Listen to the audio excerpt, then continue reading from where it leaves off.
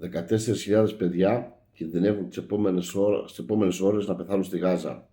Και αυτό επειδή το Ισραήλ αρνείται την παροχή ανθρωπιστικής βοήθειας.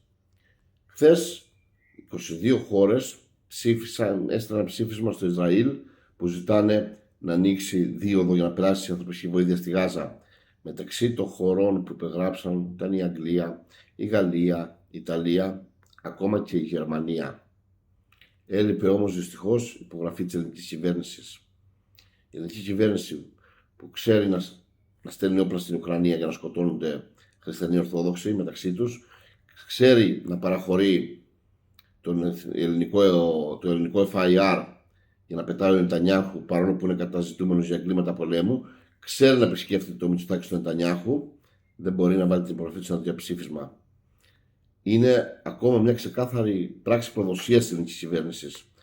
Εμείς οι Έλληνες μας υποχρεώνει η καταγωγή μας και η ιστορία μας να είμαστε ανθρωπιστές.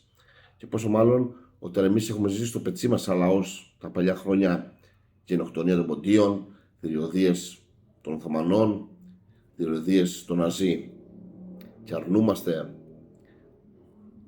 να υπογράψουμε για την παροχή ανθρωπιστικής βοήθειας στο Ισραήλ να ανοίξει το δίωδο. Συγγνώμη, είναι ξεκάθαρα πράξη προδοσίας. Έχω τρομερά νεύρα. Τρομερά νεύρα, δηλαδή οι άνθρωποι πρέπει να δικαστούν και να εκτελεστούν στο γουδί. Από πότε οι Έλληνες έχουμε τέτοιο σκληρό πρόσωπο?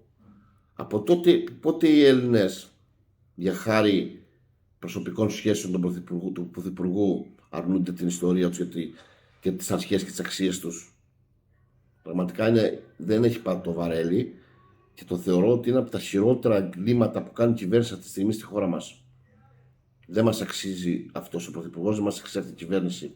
Όσο πιο να το καταλάβουμε, ίσως καταφέρουμε και σώσουμε κάποια πράγματα ακόμα. Όσο το καταλαβαίνουμε, το βαρέλι δεν θα έχει ποτέ πάτο.